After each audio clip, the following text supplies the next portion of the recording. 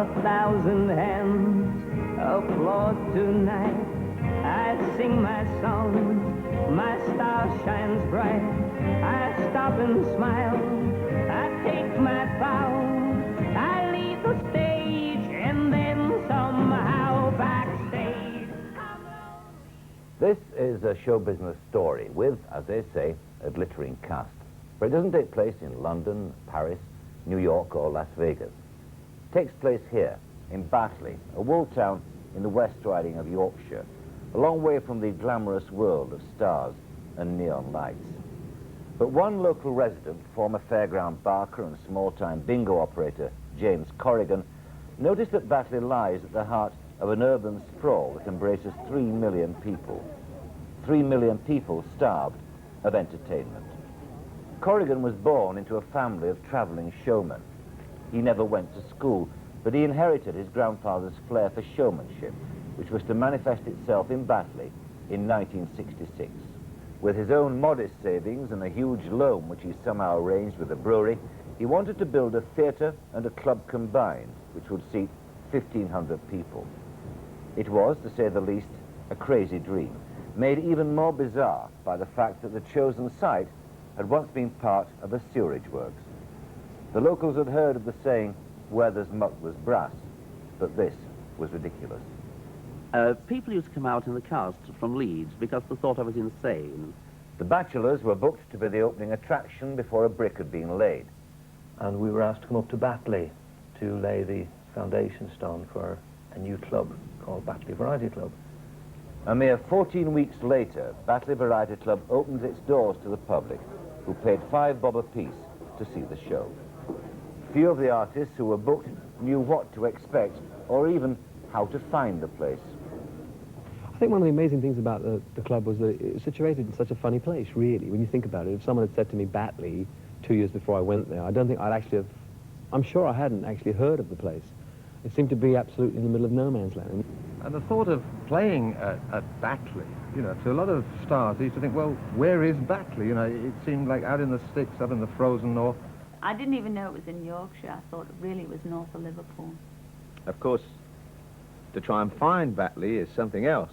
I mean, I'll never forget when the first time I drove up there, I'd actually gone past it and I couldn't figure out why, because people had told me it was such a big place, and then somebody said, well, just turn round and go back the way you come. You can't miss it. It's on the right-hand side. I already had missed it, of course. And when I pulled in, it was the most unimposing place I think I'd ever seen. I was expecting to see a big front and all that, but it was a very low building, like a low factory area. And that concealed what happened inside. Inside it went down in a big dip. When I saw the place, the building, I thought, my God, what have I gotten myself into? And of course, when I got there, it looked rather austere. It looked like a fortress or something on the outside.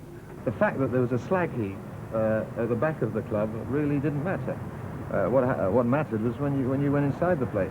So it was a theatre and a club combined, and that was the idea of Batley Variety Club. I didn't realise it would take off as it did do. He took a tiny little town and put it on the map of the world, bringing the greatest stars of the world to his home. Early in 1968, James Corrigan took a plane to New York and returned with a signed contract for the legendary Louis Armstrong. In June of that year, Satchmo played 2 weeks, and it was this engagement alone that gave Batley Variety Club a unique reputation. And I felt, as a responsible person in show business, I'd make it my business to let all my friends in show business know that this was on the map. This Batley Variety Club was here to stay, and they would do themselves a lot of good by working it. I, in fact, rang Engelbert Humperdinck, that was sort of toying with the idea, and I said, yeah, you really enjoyed Engelbert. But when we first heard about Batley and a nightclub, it was, well, we didn't really know what to expect. Driving through the narrow streets, trying to get to the place called Batley Variety Club. And when you finally get there and you see that it is a nightclub in somewhat Vegas style, I think it's rather wonderful to find it in the middle of an industrial area, as the same way as you would find Vegas in the middle of the desert. Las Vegas was the next port of call for James Corrigan. He went there specifically to try and book his own favourite singer, Dean Martin. I spoke to his manager and I said, what are you offering my boy, Dean? So I said, £45,000. Well, he didn't let me say for a week or a day or 3 weeks, but he just says, well, Dean won't get out of bed to go pee for, but he put it more crudely than that, for £45,000. While Mr. Martin languished in bed, Cilla Black and her husband, on holiday in Capri, sold the idea of working at Batley Variety Club to no less a person than our Gracie. But we got talking, and Gracie showed me the step where her dad had built, which I thought was absolutely marvellous. You know, oh, my dad built that. Then she says, here, Bobby, they've asked me to do this, this Batley Variety Club.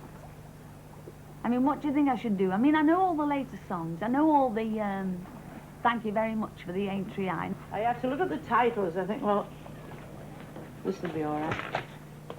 This will be all right. Let me see. I'm working in Batley now. They're north of England people. They're my people, so I'll sing that one. So I'll do that one. A bit of water. Now, I won't do too much. I'll just do a chorus. No. So they keep asking for that blinking aspidestra. I couldn't sing that again because it's not funny anymore. It's had it. And I remember Bobby saying to her, well, Gracie, you should do it. She said, well, I don't know what frock to wear. And Bobby, my husband, Bobby, he just said, well, Gracie, be yourself, like you've always been. Wear your frock. But I don't know what to ask for. I mean, I don't know what to earn. I don't know how much to ask for, Bobby. I'm Maggie, the Queen of the Ragtime, another chorus. In dresses to dance or dine, I can look prude, enticing, or rude. But there's no other chassis like mine. It's a bit rude, isn't it? I can be prim or seductive, simple or pure she. With a sweet, nearly wet look, or a please come to bed look. I'm Maggie the bottle, that's me. I think Boris would kill me if I sang that one. I can't do that one. And I thought, I can't believe this woman's actually saying to my Bobby, well, what do I ask for, Bobby? And I remember Bobby saying, who was very courteous, saying, well, Miss Fields, if I may call you Gracie. And she said, oh, I love, oh, yes, love. You just ask for what Satchmo, he's been there 2 weeks ago. And we thought, well, if he can get it, Gracie, darling, so can you. But when this lady arrived, this elderly lady, I thought, my God, you know, she can't possibly perform because she was leaning on my arm and I had to help her up the steps and so forth. But that night when she appeared on stage, she had lost 40 years. I feel I couldn't do it every night, no, not every week. Not give a smash-bang performance, because during Batley, when I was there, it was bed and work all day. I had to be resting and be relaxing, getting my hair done nearly every night. You get worried and bothered, you start perspiring, and your hair goes straight, bang to the hairdressers before you go to work, you know. It's a lot of a thing. The strain of working late-night cabaret told on other performers, too.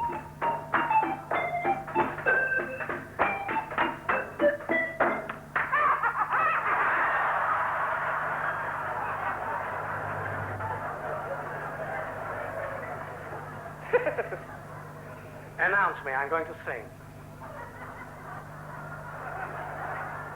You're not, are you? Why not? We're doing so well. Morecambe and Wise were in the middle of a sellout week at Batley when Eric Morecambe suffered a serious heart attack. I got a bit of a twinge in my arm, and I have to say to Ernie, you know, I don't feel too good. I'll go home tonight. And I stopped a fella in Leeds. I said, do you feel you could take me to a hospital? I don't feel very well. And he's obviously said to the fella behind the counter, he said, Eric Morecambe's out there, and he's not very well. Could I have... And the fella wouldn't let him have a chair, as far as I can make out. So I walked in, and the fella looked at me and went, oh, yeah.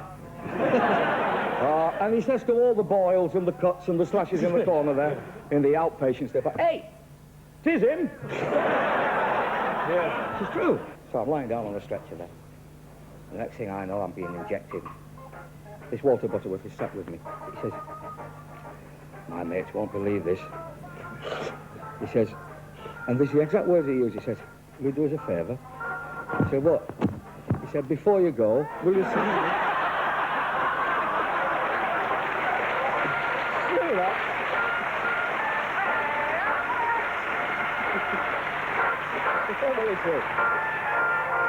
At the start of 1969, with the club less than 2 years old, Corrigan and his wife Betty sought help to run the booming business. They turned to a Leeds theatrical agent called Derek Smith. I contacted Johnny Mathis, who hadn't been in this country for 9 years. We brought him over, or I brought him over, I contacted him, and brought him in February, in winter. It was a really cold day in February 1971, and he was sensational. I think I was very surprised that I had such fun. I decided to get myself involved in the whole process that was going on there. After the success of Johnny Mathis, I thought, well, you know, we would really look for some of the oldies. And we got Neil Sedaka. So I think that Batley Variety Club was a very important place for me. It was a stepping stone. It was a very good experience. The audiences were marvelous, despite what Elton John said. He said, oh, how could you play Batley Variety Club? I mean, my goodness me. The Everly Brothers, again, they hadn't been in for years. We contacted them. We were support act for the Everly Brothers. And they did a version of Bye Bye Love, which was very, very slow. And the audience didn't quite know what to do. I mean, they didn't really go down very well. And after the show, Jim Corrigan went backstage and said to them, listen, fellas, you know, I know you're into country and western music and all that, but you've got to play your hits. And they didn't really want to do it, but eventually persuaded them to go in the next afternoon and re-rehearse the songs that we all know so well that they'd forgotten almost. And the next night they went out and did Bye Bye Love, Wake Up Little Susie and all the old hits and stormed the place. Danny LaRue. I used to go down to London 3-4 times a year, and Danny was appearing at the Palace Theatre in London 8-9 times a week and doing his club in Hanover Square. Afterwards, doing a show at 1 o'clock in the morning. I used to have this little corner table. He used to always sit me in this little corner table, and he used to always tell the audience, it was an intimate little club, about 150, 200 people, and he used to say, the man from Batley's in again. He's here, the man from Batley. They're trying to get me. Leading up to my stint, as we call them in our business, at Batley, it took 4 years. Not because I was being difficult, because I was worried.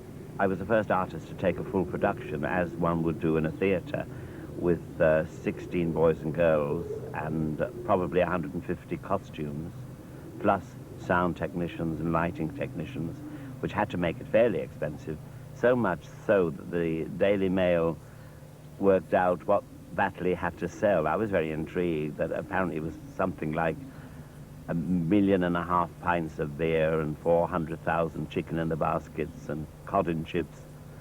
I've never really worked out my salary like that before, but it was interesting. Of course, the goddess of Batley was Shirley Bassey. And Derek Smith was always telling me what a great attraction she was there, which of course she was, because she didn't make all that many personal appearances in this country. And she followed me in. I arrived Saturday evening for the Saturday evening show, and she was opening the following Sunday. And I opened the dressing room door, and I tripped over these trunks that were full of musical arrangements. And I said, Derek came in, I said, Derek, what's all this about? I said, oh, there's Shirley. Because he used to talk like that. He probably still does. The goddess of Batley was Shirley. I said, well, Shirley isn't on till Sunday. I'm on tonight. They're in my way, you know. So, all right, well, I'll get rid of them. But Shirley on tomorrow, she won't like me moving these, you know. So I said, I don't care what Shirley wants, move them because they're in my way. And then I went in the other room, and there was sort of a big flat, what looked like a piece of wood, you know, full-length piece of wood in paper. I said, Derek, what's this? There's all this stuff over the place. It's full-length, no, for Shirley, you see. So I said, oh, well, stick it up, you know, stick it up on the wall where it belongs. But we used to laugh about things like that, you know, and I used to, if anything went wrong, I used to say to Derek Smith, you know, this wouldn't happen to Shirley, would it? I remember one night she came on stage and she was singing, And nobody else noticed, but one of the musicians wasn't playing the right notes. And then she did the show, the taps closed, curtains closed, and then she came out and threw her arms around the conductor, what she normally does, and very happy with the applause, because she got a tremendous applause. And then she came through the curtains, and she knew which musician was playing the wrong notes, and she made a run at him. The poor chap, he dropped, I think it was a trumpet, he dropped his trumpet, run out of the back doors, that's the stage doors at the back, the entrance, and Shirley Bassey was after him on the car park trying to get hold of him. I'm sure she would have killed him. And as far as chasing one around the car park, I don't know this story. I really don't. Unless I fancied him, I don't think it was. Batley had a special something about it. Eartha Kitt, in 1969, declared her feelings for the town and the people in a television interview. As a person who comes here to visit Batley and comes to visit England, I can see much more behind, obviously, what you're looking at than you can see.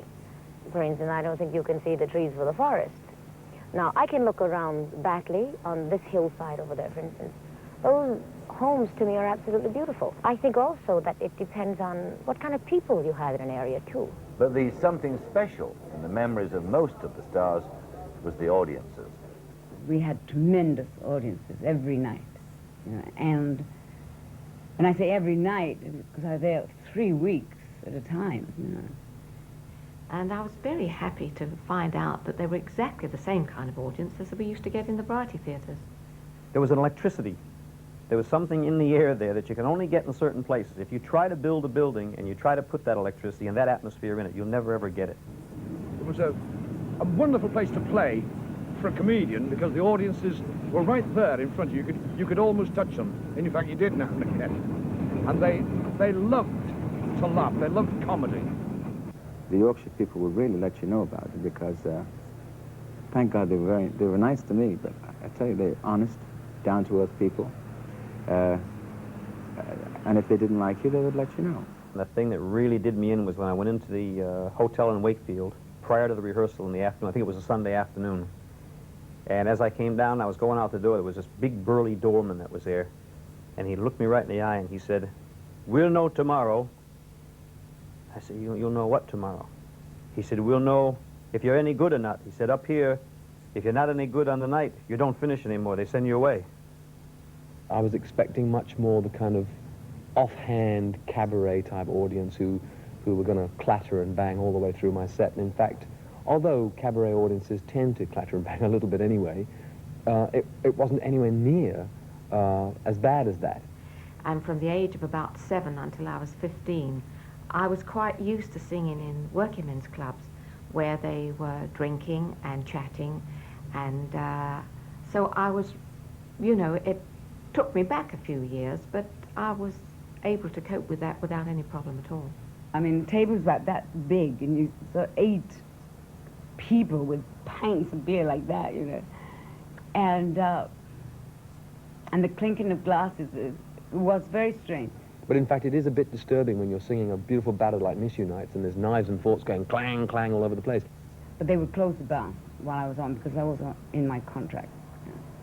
So if you wanted a drink, you had to order just before I went on. And otherwise, while I was on, you had it, you know. You had to die of thirst. But they made sure they didn't, because they just stacked them up, you know. James and Betty forged close personal relationships with many visiting performers, and they, in turn, responded to the drive and enthusiasm which the Corrigans brought to show business. Jimmy Corrigan, to me, was like a breath of fresh air in show business. He seemed to come into the business when we really needed him. They were very, very nice to me, because I was very young at the time. I can't remember how old I was, probably about 19 or 20. I must say that Betty and James, right from the off, from the moment we went up there to Batley to lay that foundation stone, everything they did was right. He was so interested and full of enthusiasm and always coming up with fresh ideas. And it was different work in Batley, wasn't it? I mean, they looked after you. Even as an opening act, you were made to feel as though you were as part of the establishment and as big as the star what were there. When we first went to Batley, we drove into the car park, which is free, incidentally, and we drove the car around the back there, and the little guy came up to us with a flat cap on and the roll-neck jumper, and he said, park it here, lads, be all right here, and I'll look after it for you. All right, be all right. So, thank you very much. 50 pence. Thank you very much. Incidentally, where can we find James Corrigan? We'd like to meet him. Pleased to meet you, lads. Do you want the 50 pence back? And that was James Corrigan, parking the cars in the car park. You can't believe the man. The late 60s and early 70s were the heydays for the Corrigans. The cash flowed, the business prospered, and to all observers, both inside and outside show business, James and Betty Corrigan had made it to the very highest level of the nouveau riche society. From a cottage which Betty's granny owned, they built a luxurious house, complete with swimming pool, bars, sauna baths, you name it, they had it. And plus the 2 Rolls Royces, and the one wasn't good enough, they had to have 2. I remember sitting and watching the, I call him a carpenter, I guess it's called a joiner, an old fella that was really a master craftsman that was doing a curving staircase. I've had one done since in my house, and it's nowhere near what was the one done at Corrigan's. But when he finished it, and it was all over with, nobody cared. Also, Betty liked Capodimonte. The house was covered with Capodimonte. And this enormous kitchen. I mean, I've got a big kitchen, but theirs was enormous and full of all the latest gadgets, and it was quite fun actually to go and cook. I remember Vera Lynn, she used to cook, and she was a wonderful cook. I think some of the best meals I've ever had in my life was when Vera Lynn stayed with us at my home. Chicken dishes and, well, anything they fancied. And I'd cook it in a nice way. I like plenty of herbs and garlic and not too much cream and rich stuff like that. Just plain good cooking, and he enjoyed it very much. Arthur Kitt used to cook as well. Arthur, I didn't very well like her meals because she used to like all the meat raw, and I like my meat well done. So whenever Arthur started to cook, I used to disappear and go to a restaurant. It's the udder. You eat it just like it is now. What is this, salt? You put salt on it. And vinegar. Salt and vinegar. Wait a minute, let me put my packages down.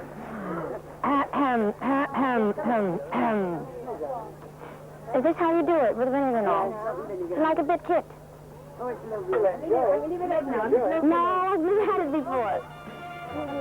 You don't cook it under the...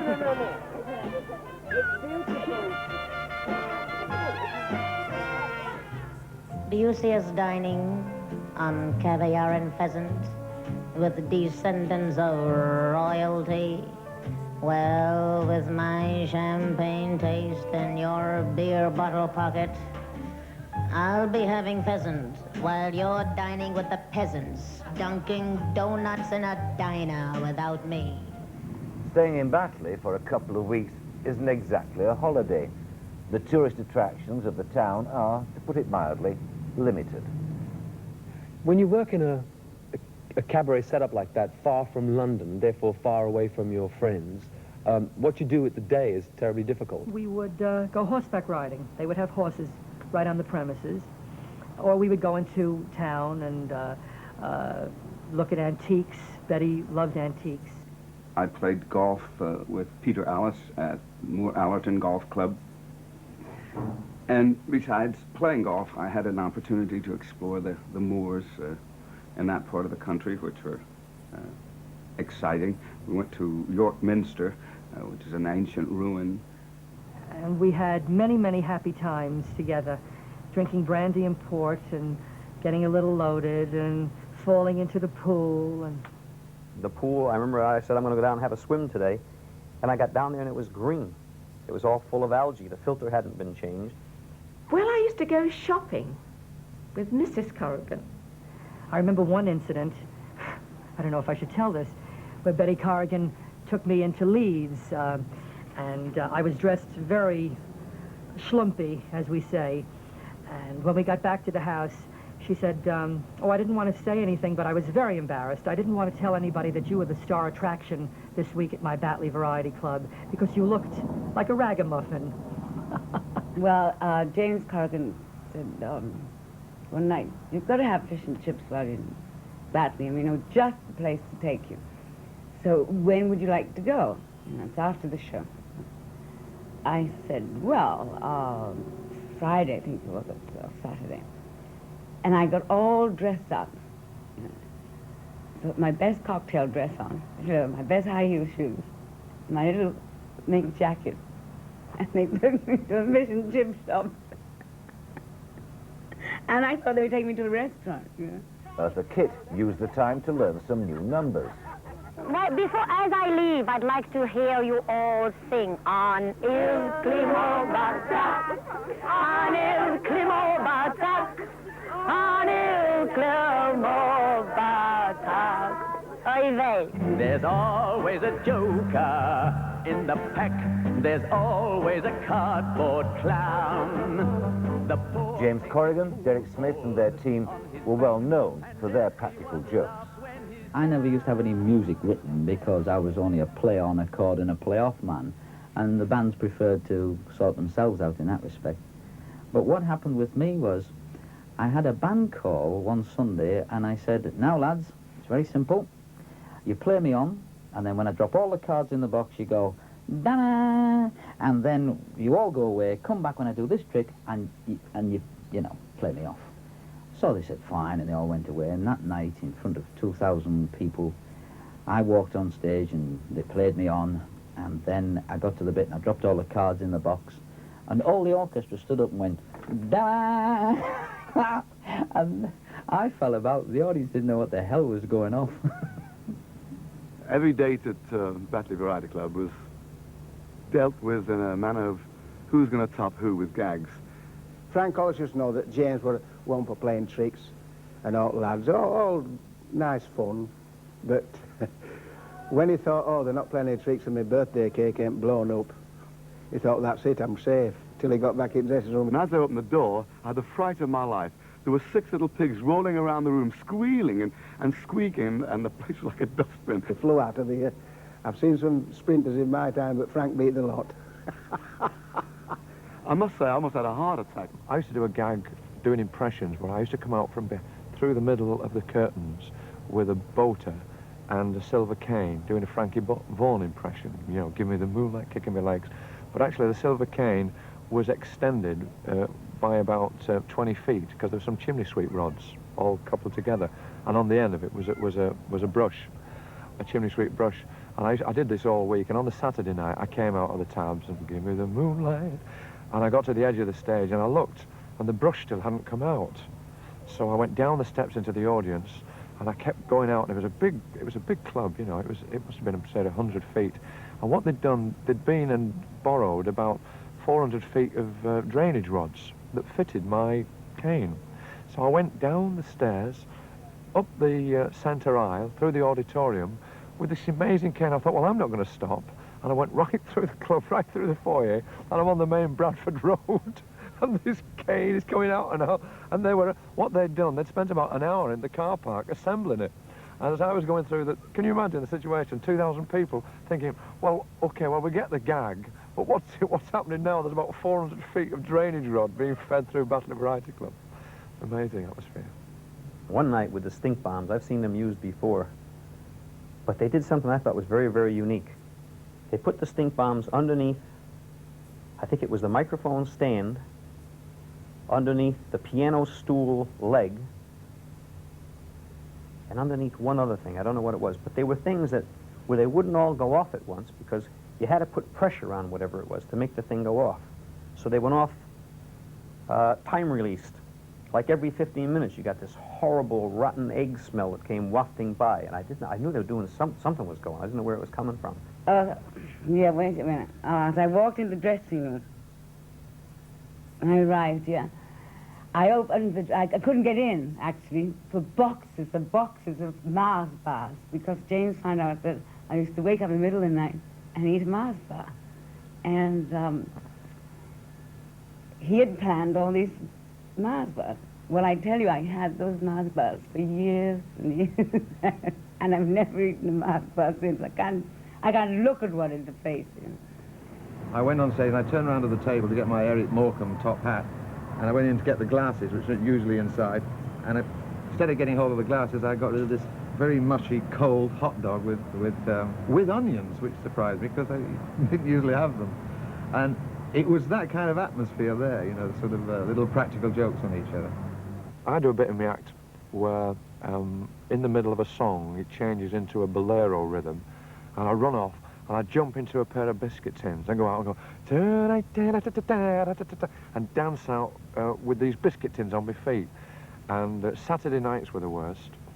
You'd do a week there and they'd all get the run of your act. On Saturday night I ran behind the tabs, I jumped into these biscuit tins, and the biscuit tins were full of water. And I was up to my knees in water. My suit was ruined, and I was going across the stage going, and the water was slopping over the stage, you know. There was a character named Freddie Starr. I'm not exactly sure what he did, but before there was one engagement where I followed Freddie Starr, and he did a takeoff on me. He did "I Go Ape." I suppose it's the highest form of flattery, but it wasn't flattering. I was sitting in the audience with Betty and James, and I wanted to hide under the table. Yes, it wasn't flattering. So Freddie Starr, wherever you are, I will get you for that. Don't you worry. Oh, Neil nearly did get me for it because I had to sleep in the same room as him. And he's got this very high-pitched voice, and I never trust a man with a high-pitched voice. I'll tell you a funny story that happened at Batley. It was in that week, and we went in. Do you remember? We were very boisterous. The magician. Yeah. There's a fella stood in the wings in his cloak and a top hat.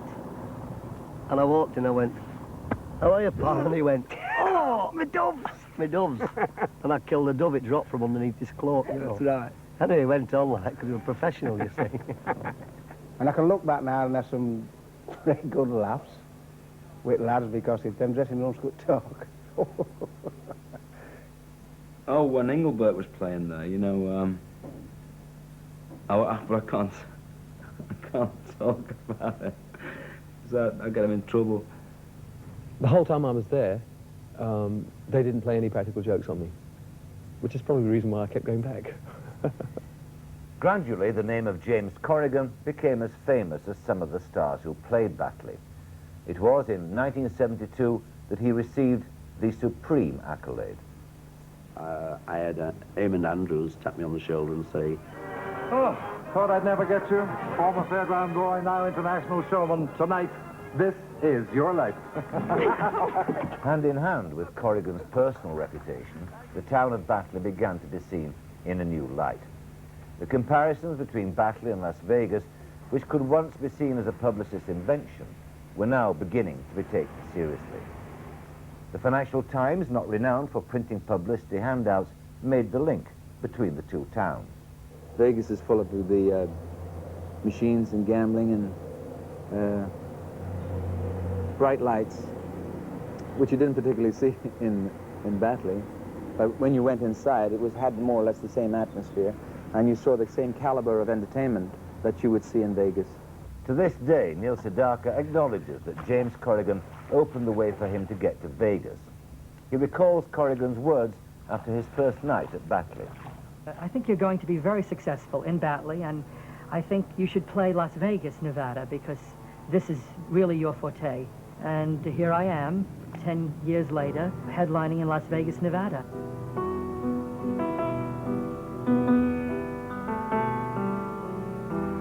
Look at the world I have conquered.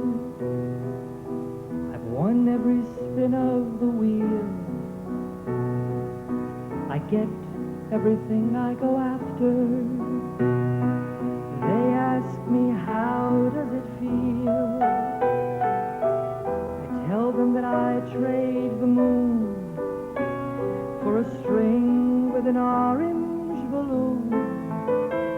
And the days when my only dream was a dish of vanilla ice cream.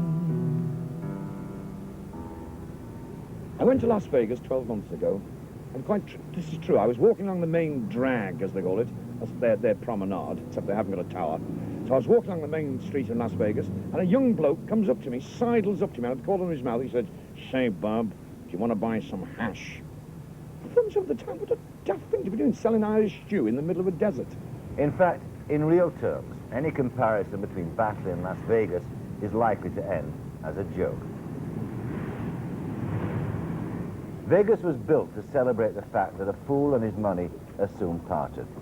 They don't happen to believe that in Yorkshire. Now, not surprisingly, Batley's success spawned many imitators. In the main, they were centred in South Yorkshire. It was all very flattering, and it may have seemed like the start of something big. In fact, it was the beginning of the end. So you can say in a radius of 30 miles, you had 3 big clubs, and I mean big clubs. Batley, of course, the pioneer of them all. Then your Wakefield Theatre Club, and then your Fiesta Club in Sheffield. So it was pull, pull, pull till it was dog eat dog. And artists said, well, we'll come to this club, we won't go to that, but the money, root of all evil, dragged them. So therefore, then it was a battle for who were going to which club and for how much. We were bidding for the artist. The artist would only work so many weeks, so the prices were getting higher and higher. Some of the artists that were appearing there were asking such fantastic fees, and particularly the American stars, that I wondered where all this money was going to come from. I never saw any great reason for trying to go to Wakefield, even though they always had a bidding battle.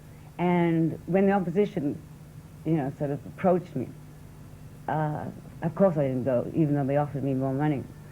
I liked James Corrigan very much, and I was very happy to work for him. And nobody could take me away from him. It's terribly important, loyalty in our business, and it goes both ways. In 1973, I got the best run in the business. I don't think anybody could ever top it. We started on August the 19th. I had 2 weeks with Johnny Mathis. I followed it with 2 weeks with Roy Orbison, 2 weeks with Martin St. James, a week with Mikey Harwood, a week with Charlie Williams, who was enormous in them days, packed the place. We followed on with 3 weeks for the first time with Daniel LaRue.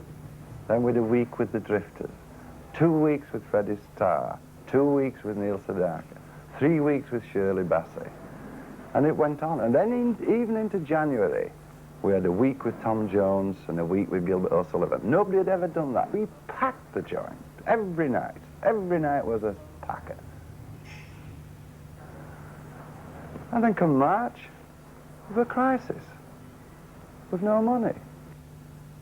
Well, it went on expenses. There was a lot of expenses. Once your business of that size starts losing money, you could lose. It was a gamble. You could make £10,000, £15,000 a week. You could lose £15,000 a week. So I think the rot set in. After that, you've reached the top. I don't think I could have done any better. Indeed, the punters got a little bit sort of bit blasé about it. It was lovely to hear them say, oh yes, you know, we had Louis Armstrong here last week, you know, I reckon Sinatra's coming,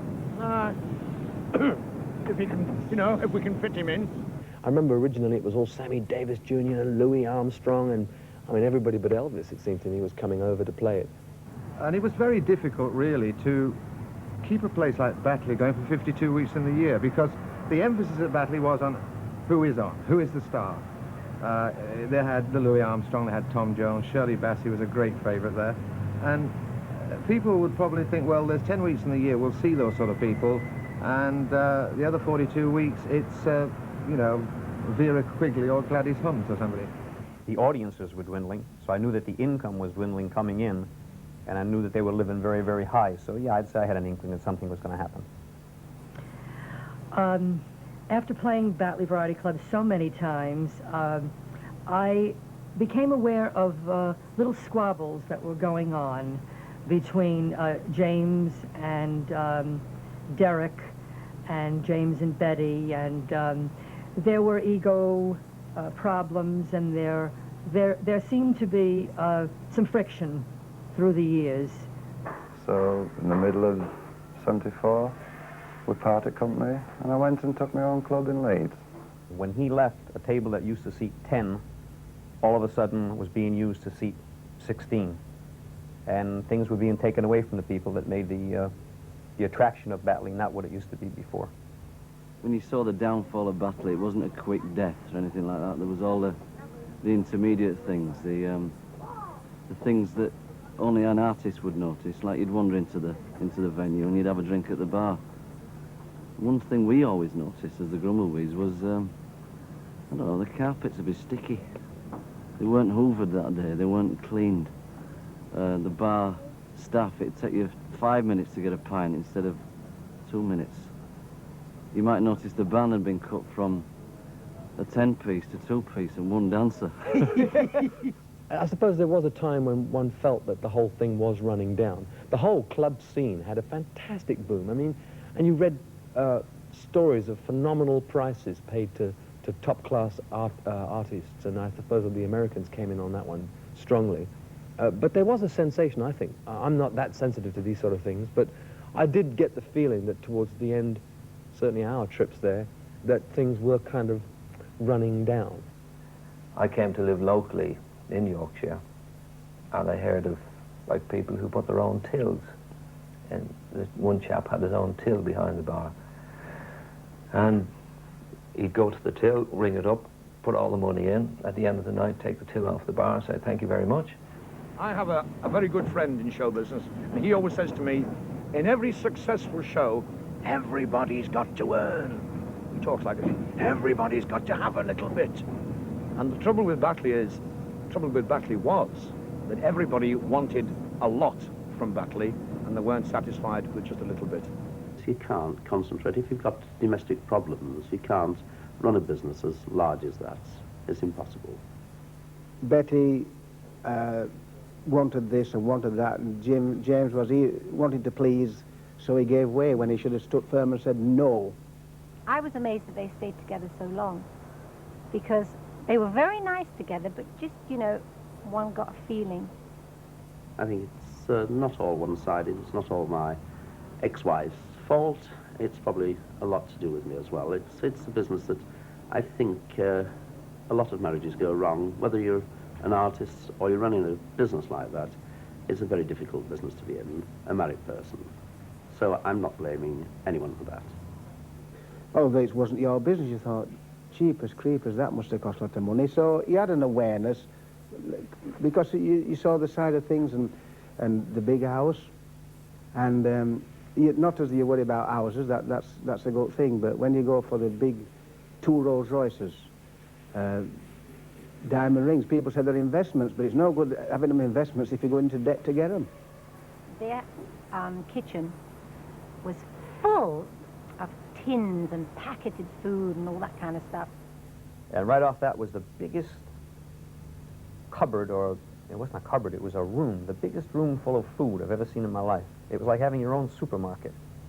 You open up the door and walk in there, and there were, instead of having cans of something, there were cases of cans of something. Money was no object at all, and I suppose that really was the death of Batley Variety Club. Yes, I made quite a lot of mistakes. These mistakes culminated in the closure of Batley Variety Club in 1977. The business and James Corrigan were in financial ruin. 240. The official receiver moved in, and anything that could be sold went under the hammer. Before long, the place was vandalized, and what hadn't been sold had been smashed to pieces. The Star dressing room lost its Las Vegas touch.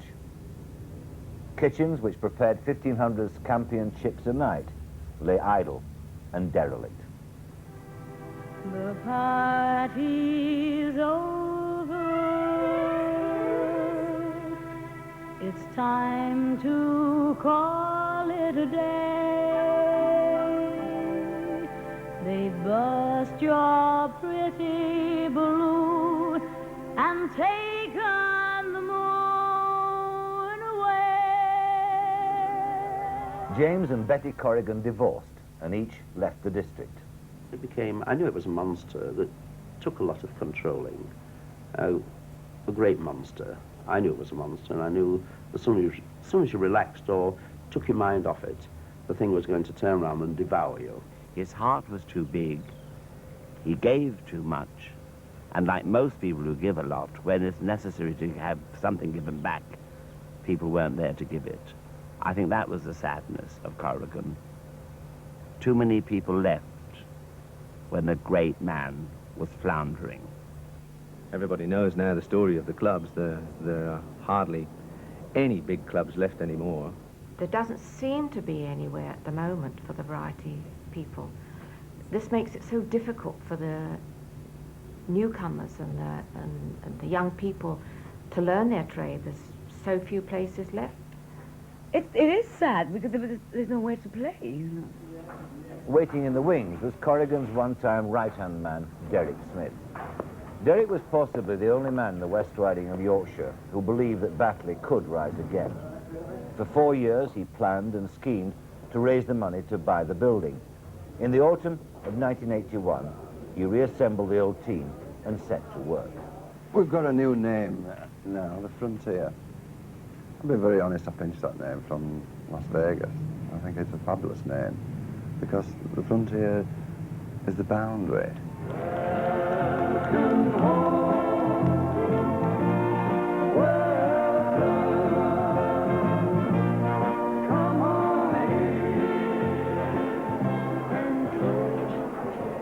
On the night of the reopening, only one man was missing.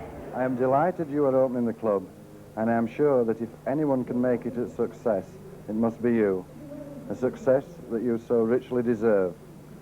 You were a very big part of the magic and success of the Variety Club, and when you left, part of the magic went with you. I would like to take this opportunity to wish you and your associates, staff and patrons all the very best of luck and health in the future. I remain, as always, your very dear friend, James Corrigan. Let's hope it reaches the same heights again. Whether it does or it doesn't, there's lots and lots of wonderful memories that I suppose to treasure all my life. It's great to be back home. Nice to see you. Hey, hold on a minute, hold on. Let's get job right now. Let's have a look round, see if there's any immigrants in. No, we're all right now. You can understand me. I'm back home. I've been down south a lot, missus, and they don't understand me down there.